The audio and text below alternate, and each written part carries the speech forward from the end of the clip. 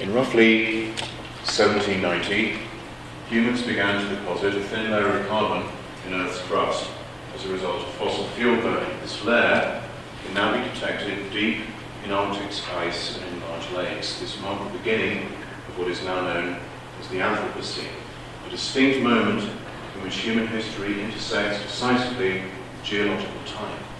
In 1745, the Great Acceleration began, a logarithmic increase in the momentum of the Anthropocene. A thin layer of radioactive materials began to be deposited in Earth's crust thanks to the detonation of the gadget in Trinity, New Mexico, and the subsequent deployment of the nuclear bombs Little Boy and Fat Man. The intersection of human history and geological time now means that no distinction can be drawn, no clear, thin, bright line between humans and non-humans, or, in the old and now outdated and mystifying, even dangerous terminology, nature. Everything, bonobos, Toyotas, plankton, and toothpaste are now on this side of history and social space, which is to say that since there is no other side, that there is no beyond, that there is no world anymore, no stable background against which human events seem meaningful. It is the end of the world, precisely not as an apocalypse, but as the loss of an illusion. And as psychotherapy knows, losing an illusion is much more painful than losing a reality. We are not living in the end times, as the title of the recent book by Slavoj Žižek puts it. This is the afterlife. We are already dead. Ecological awareness thus takes the form of noir fiction, that is to say, it is an Oedipal loop in which the detective finds out that he is the culprit. The difference between knowing and being known collapses, but not in the liberating manner some expect. Rather, we find ourselves caught in a reality from which we cannot extricate ourselves in a deep ontological sense. The implications of the end of the world are the subject of this talk. So the first section of this is called Weirdness, the elixir of life. At first I balked at the idea of calling it global weirding instead of global warming. I have a tendency to want to call it like it is, so I don't really even approve of climate change, popular as it is, especially as it gives denialists an out. See? Look! You're changing the name! There must be something you're not telling us. Earth's climate is warming up. We've all seen the NASA chart by now, so I shan't wheel it out for you. But if that's change, it's a very specific type of change. Earth's average temperature is going to increase up to about 7 degrees fairly shortly even on the human history timescale. So, since you're stuck with me for this evening, let's call it global warming, shall we? But the more I think about it, the more I begin to realise that weirdness is a rather perfect category with which to think what is happening. There is a sense of the uncanny. There is a sense of something peculiar going on. There is a sense of a kind of strange, Oedipal loop. The very investigative equipment we use to see things such as global warming are implicated in the social and technical changes that have brought it about. There is a sense in that trying to avoid problems such as short-term human suffering brought about by famine, disease, population explosion and so on, we have brought about a more encompassing disaster. When I was doing my PhD on Shelley, thank you so much for finishing that, I read a lot of Malthus. And Shelley's and Godwin's responses to Malthus I was very interested in what I used to call the miasmatic tricolon. Disease, famine, war. Miasma, that's the thing. Oedipus tries to cure the city of its miasma, of its environmental disease. A disease that not only infects humans, but also livestock, the very environment in which the Thebans live. But in so doing, he discovers that he is the source of the miasma. And he is the source insofar as trying to escape from fate, he brought it about such that he killed his dad and married his mum. We all know that.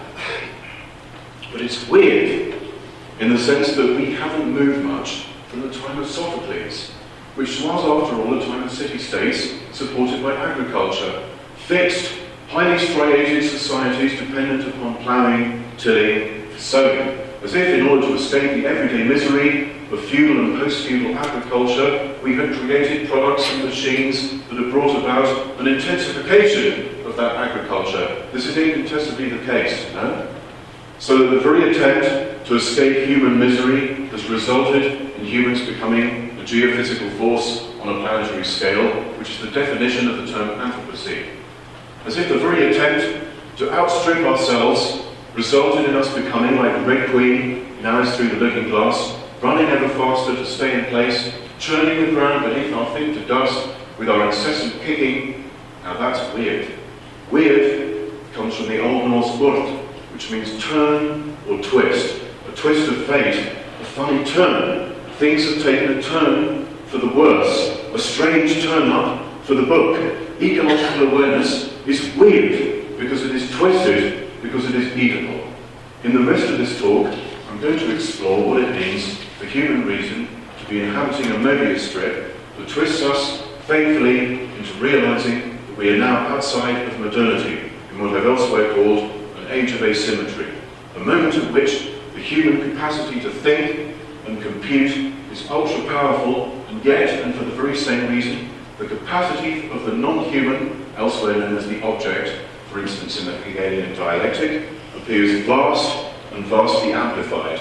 And this is the result that the more we know, the less we can achieve escape velocity from the non-human. It's weird how Sophocles writes about it in Antigone, the play that takes place after the death of Oedipus and the assault on Thebes. Of course, my favourite translation is the latest one, Anne Carson's Antigone. Humans are uncanny, or as Carson puts it, they are a quiet customer. They are weird. It registers, this translation, I think, the disturbance in a way that contemporary humans can easily comprehend. Quote, "Many terribly quiet customers exist, but none more terribly quiet than man. His footsteps pass so perilously soft across the sea, and every Tuesday down he grinds the unastonishable earth. With horse and shatter, every outlet works but one. Death stays dark." There is in this translation a weird sense of gentleness, a kind of horrifying efficiency that overlaps with a modern sense of comfort, footsteps passing softly over the sea. In addition, a customer is a chap or fellow, customer also being a term for animals. But not only this, of course, customer is also the modern neoliberal human, the consumer of services. And further back in the etymology, a customer is someone who owns things according to custom, a strange, loopy recursion by which owning something for a while guarantees that you are its owner. There is a kind of Mobius strip in the term customer itself. I own this piece of property simply by dint of my having been here for quite some time. Continuing to use a thing, simply continuing, makes me its owner. This means that I own it simply by dint of owning it. This seems to feed into the sense of customer as fellow. I'm the kind of person who keeps being me. Hidden in plain sight in this sense of customer is the fact that I am not quite me. I look and quack like myself. I pass your Turing test, which is to say that I am pretending to be me. Weird. And modern is that post-Humean sense. Please laugh, by the way. It's pretty good for my ego. It's that post-Humean sense that I am simply a bundle of associations. And yet, I am not. There is in one sense a level jump that occurs between being a bundle of associations and being me. And yet in another sense the difference collapses, just as when you run your finger around a Mobius strip, you uncannily pop out on the other side by doing nothing other than keeping on going in customary fashion. What Carson calls the quiet customer is what in Greek is called to denotaton. Denos means disturbing, terrifying as in dinosaur, but also strange and disruptive. This strangeness is registered in the translation uncanny, which was Heidegger's favourite. And what precisely is disturbing or uncanny about humans? It is that we plough. We transform Earth into agricultural space. This is precisely what is at stake in the chorus. The various actions, war, ploughing, carving up the waves, all seem to evoke stable agricultural societies beginning to get a purchase on the elements, predicated on reshaping Earth for human needs. The scope of the elements in the chorus is evocative precisely of technical ability to reshape on on a scale large enough to disturb. Thus ploughing is the key signature image, as it were, of the chorus. All the others, war, navigation, make sense in relation to it. There is in Heidegger's usage a sense of not at home, alienated or distanced, floating in some kind of ignorance. This not at home is part of the problem of being modern, which Heidegger dates to Platonism. So no problem there. Yet he seems to overlook one of the central features of why the human is uncanny or disturbing for the chorus in Antigone, the fact of agriculture. Indeed, Heidegger's central general frame of reference, at least in terms of the imagery he loves to use all the time, has to do with agriculture. The peasant shoes of Van Gogh, the forest path, the field path, the house, the horizon. All these terms are something like a neo-feudal way of talking, a way that some readers find infuriating and some seductive. Is this not something like a blind spot, nay, an uncanny one in itself, in Heidegger's treatment of De Notaton? The philosopher who most of all, perhaps of all Western philosophers, saw the depth and scope of the problem, the one who is tirelessly evoked in ecological thinking, the one whom indeed one should not simply ignore or ritualistically beat up, but rather traverse, this one, the genius Heidegger, who saw the problem of techne as in framing, creating a world picture that allows for the manipulation of earth as a storehouse of standing reserve, Bestand, of stuff. Is this not another most disturbing thing of all, namely the fact that Heidegger himself is caught in the very frame of reference that the objective correlative to the reification of nihilism that he sees implicit in every philosophy since Plato, the abstraction of being to a being.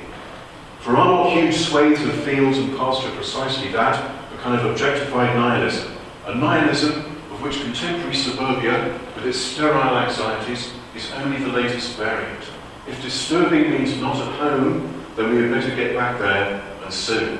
Is this not solving the basic problem only by repeating it, not transcending it at all? In English translations of Heidegger's and Heinrich, however, there is a slippery slide between canny, savvy, technically proficient, or knowing, and suggestively, uncanny in the sense of stupid, unknowing, ignorant, or obtuse. This slide contains gaps and inconsistencies, gaps that we shall work at a little bit in this talk. Knowingness doesn't have to imply technological know-how.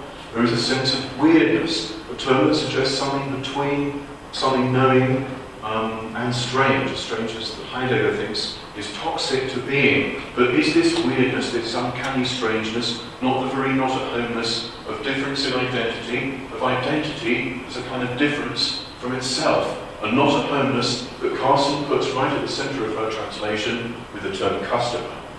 As Heidegger's descendant Lacan suggested, there is an irreducible difference between the I who can say I am lying and the I about whom it is said I am lying. In Lacanian, this is a difference between the subject of the enunciated and the subject of enunciation.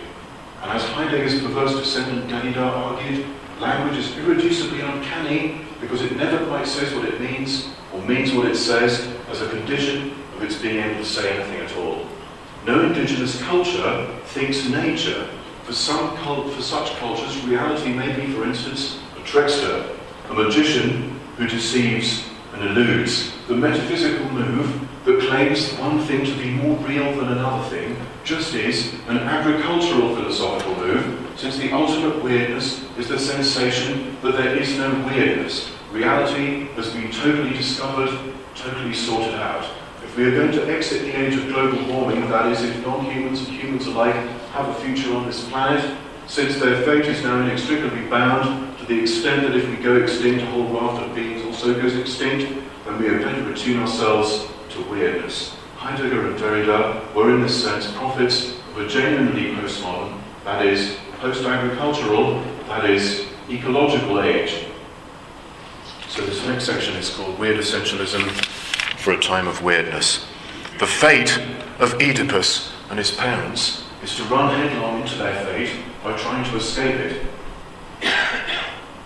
Doesn't the Mobius strip-like collapse of the difference between the detective and the culprit in Oedipus Tyrannus reveal something about the agricultural society that Oedipus is charged with saving? It is indeed the uncanny ploughing, based on the technological framing of Earth as manipulable stuff, that is truly responsible for the Anthropocene that announces the collapse of this agricultural mode, it's autoimmunity. I use this term autoimmunity to evoke a self-destructive tendency within agriculture itself, a tendency to bring about its own demise, which appears as the demise of the non-human, the conquest of space, the subjugation of non-human species. Oedipus, king of the city-state, but is the culmination of generations of agricultural development, discovers that he is responsible for the miasma that plagues not only people, but also the environment itself. Miasma, as bad air or pollution, is a dark, sick version of the environmentality that ecological philosophy and nature strives to evoke. It is the objective correlative, and indeed, according to Oedipal logic, the direct causal effect of human uncanniness. Miasma surrounds and penetrates. It is a dis-ease that affects everything. It cannot be localized in one place. It slips out of our conceptual grasp, yet there it is. It has just this particular structure. It does these particular things, kills life forms, destroys crops, sickens humans. Miasma thus exemplifies a nothingness that is not absolutely nothing at all, but rather a shifty, misty something that cannot be posited metaphysically as a thing, that is, as an entity that is constantly present, constantly itself.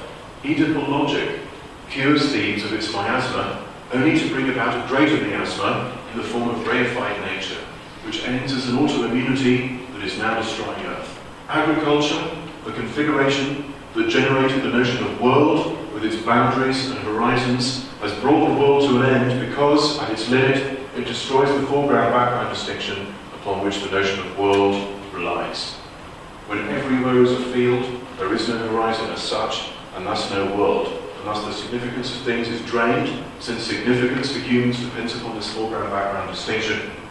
Human being becomes politically inseparable from the non-human, which is just what the Anthropocene accomplishes physically, in global warming, and philosophically, with the great humiliation dealt to the human by Darwin. Thus there arises a permanent condition of miasma, which when cropped and carefully photoshopped is called nature.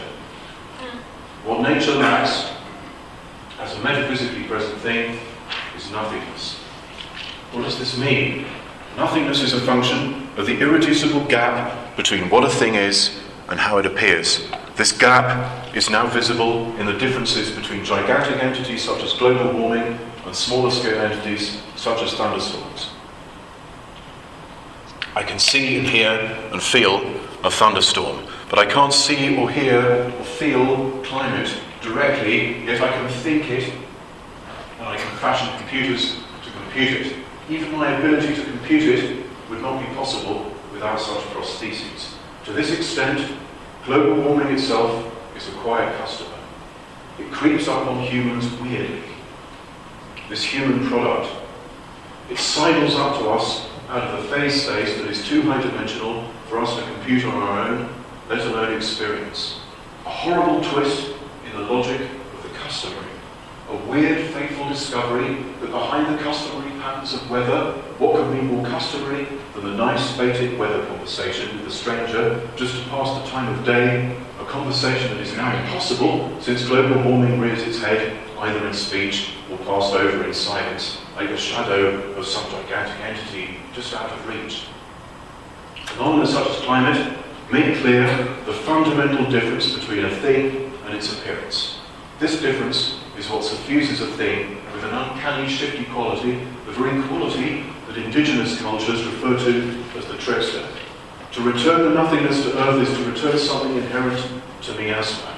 Thinking ecologically means thinking beings as inherently sick, disturbingly hobbled in an ontological sense. This means that they are intrinsically lame, like Oedipus, whose name means swollen foot. An iron spike nailed him as an infant to the side of the mountain pass outside of Thebes through the cruelty of his father Laius, who reasoned that he would thus preserve his life, a wish to cheat death that has an uncanny ecological resonance. So, where to next?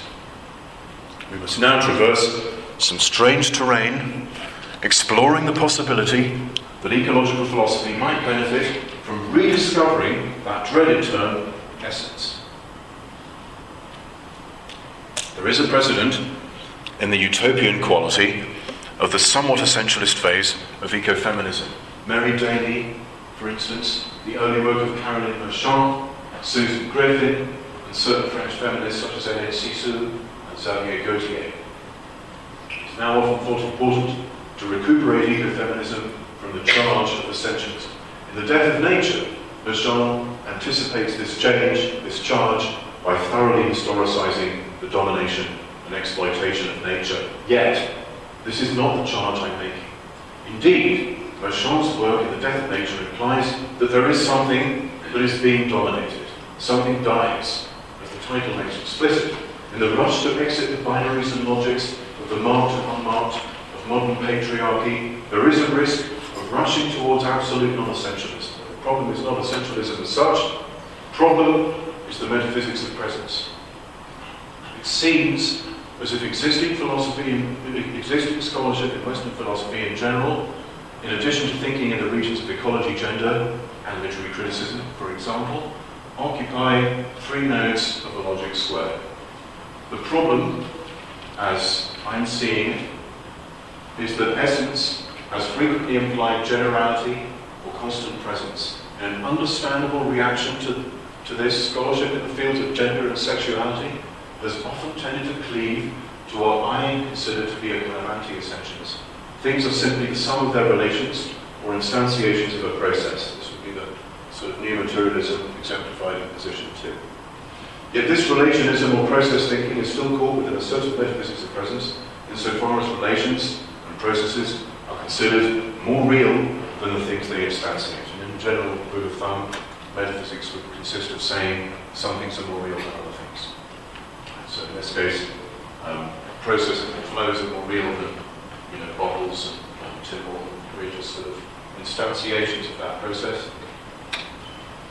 Can essence be reconsidered with the metaphysics of presence? Is it possible to think essence without a concept of some solid block of stuff totally available to my theorization or use?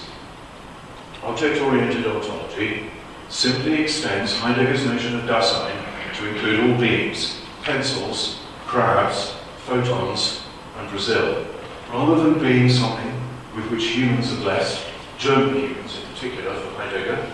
Thank you. The uncanny withdrawnness and seclusion of Dasein extends to all things, sparkling in the unique, irreducible to their relations.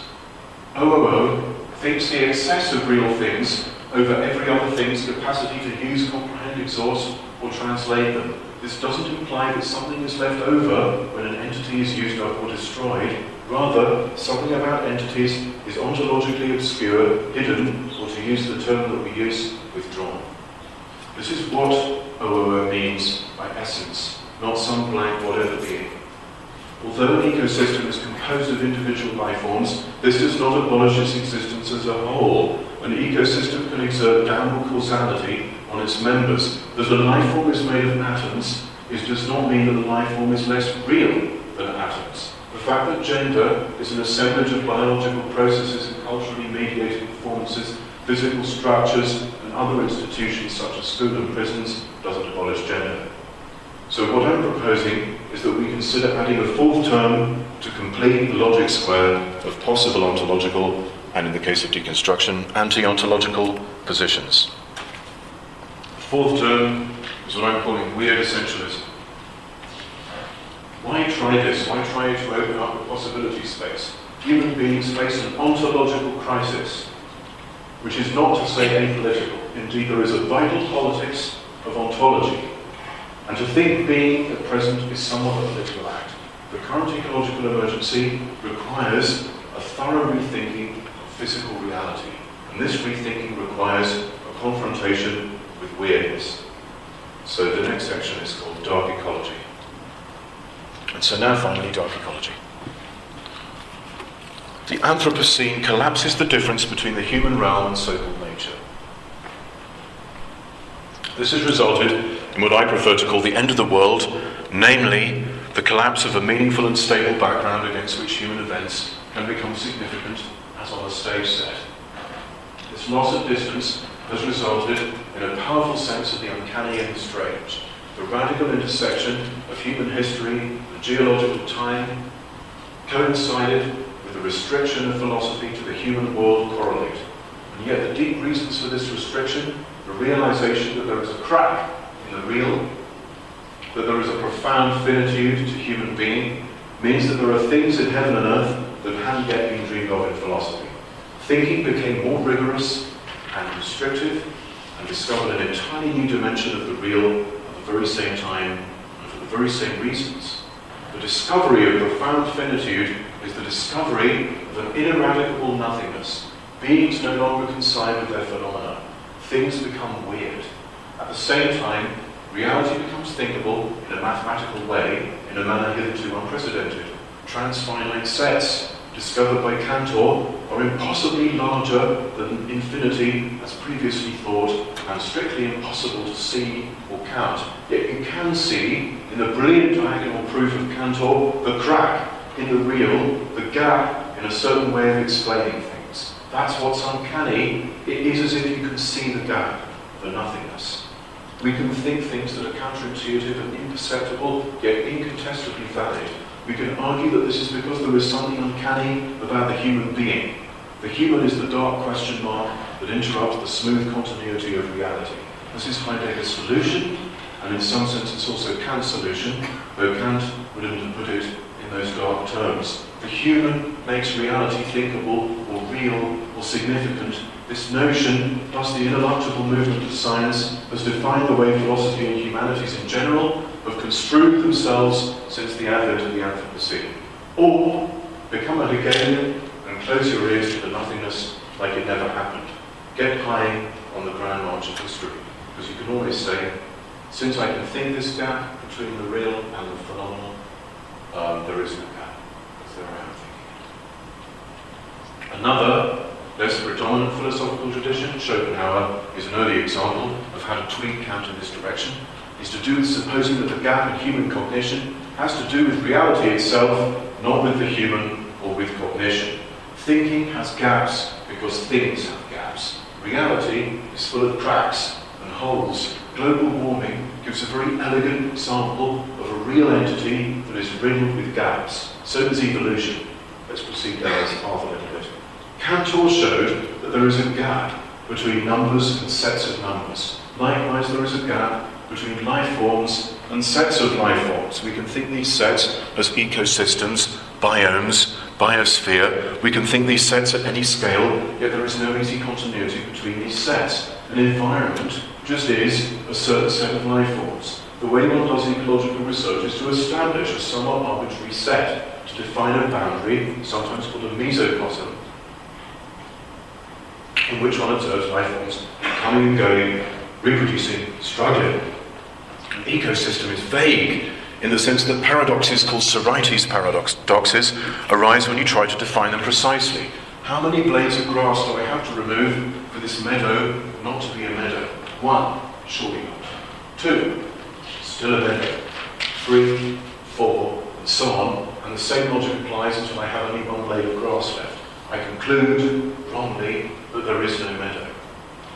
These paradoxes plague sets of life forms at any scale, and therefore it's strictly impossible to think ecological reality via a metaphysics of presence, namely a belief that to be a thing, you have to be constantly present.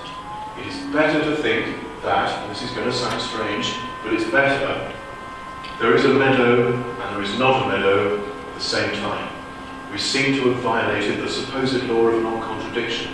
There is a meadow, but we can't point to it directly because it's not constantly present.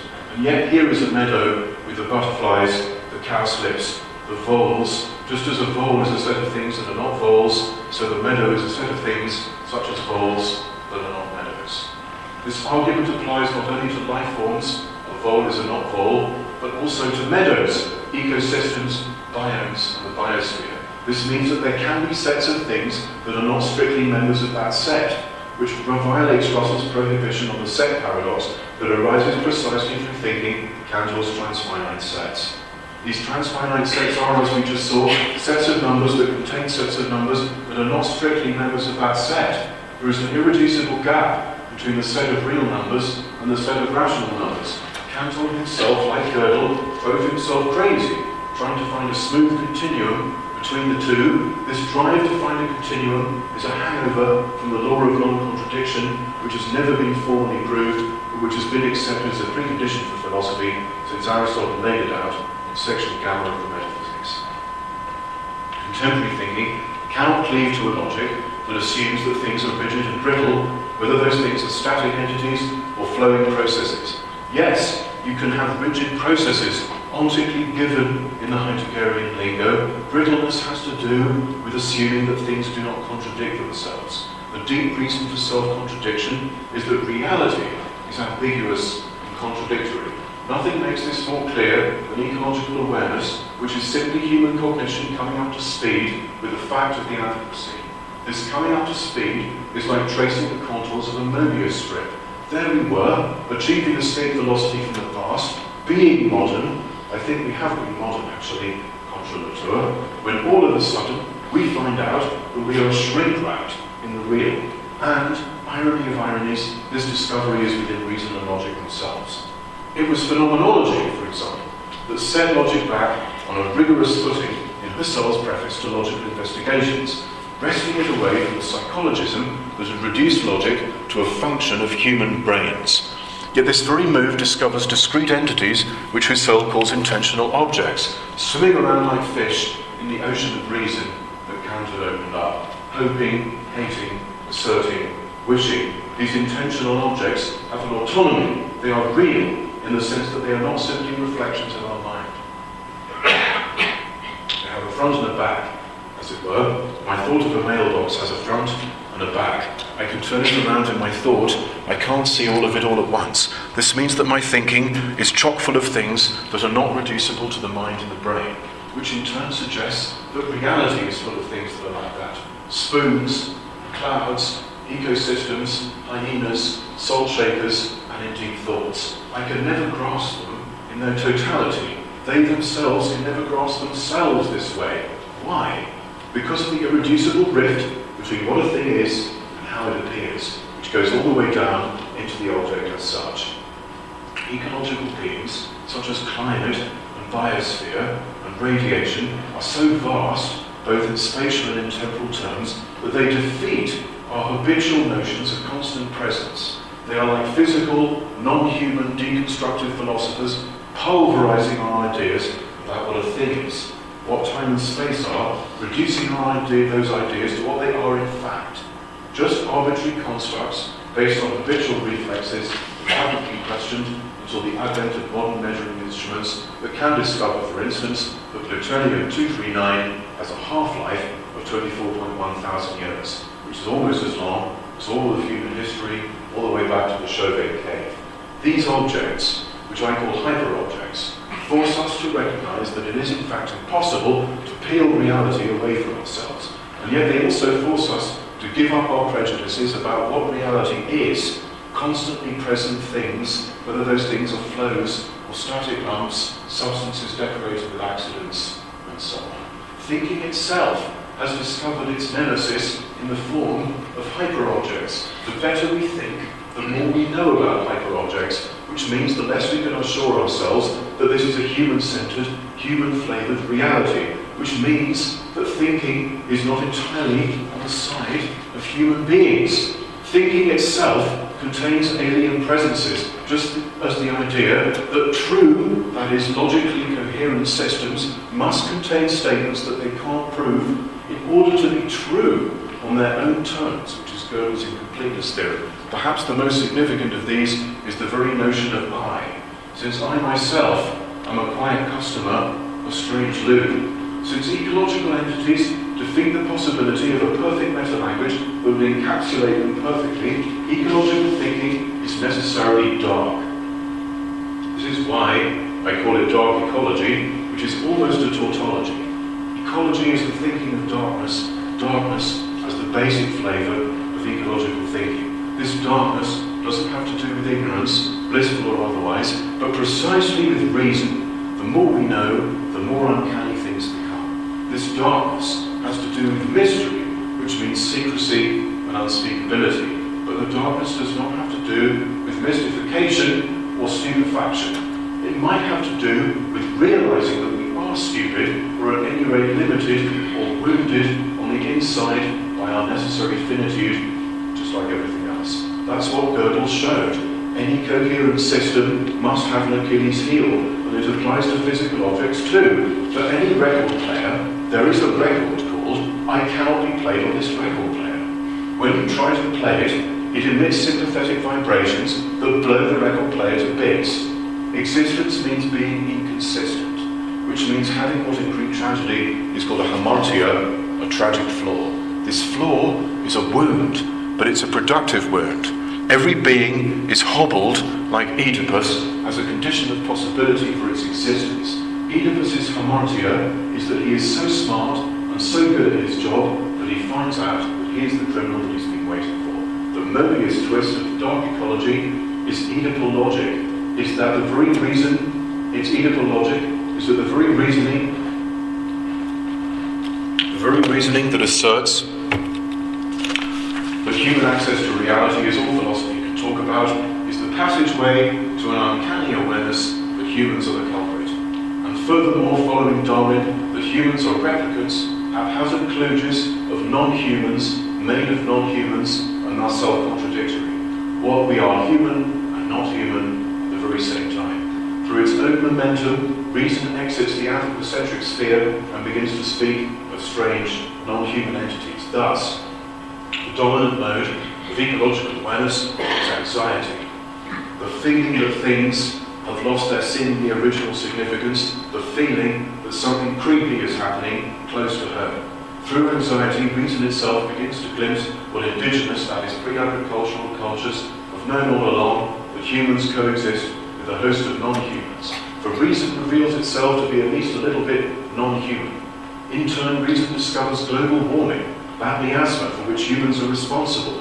Through reason, we find ourselves not floating blissfully in outer space, but caught like Jonah in the whale of a gigantic object, the biosphere, that is not reducible to its members, a set whose members are not strictly coterminous with itself. Since this entity cannot be known directly, it is known by intuition, by a kind of what Kant calls synthetic judgment a priori. It is dark, this awareness, insofar as its essence is unspeakable. It is dark insofar as illumination leads to a greater sense of entrapment. It is dark because it compels us to recognize the melancholic wounds that make us up, the shocks and traumas and cataclysms that have made oxygen for our lungs to breathe, lungs out of our swim bladders, and crushing, humiliating reason out of human domination of Earth. Within logic, we discover things that contradict themselves. Via accurate instruments, we discover beings that far outstrip human temporality. The time of global warming is 100,000 years, when 7% of global warming effects will slowly be absorbed by igneous rocks.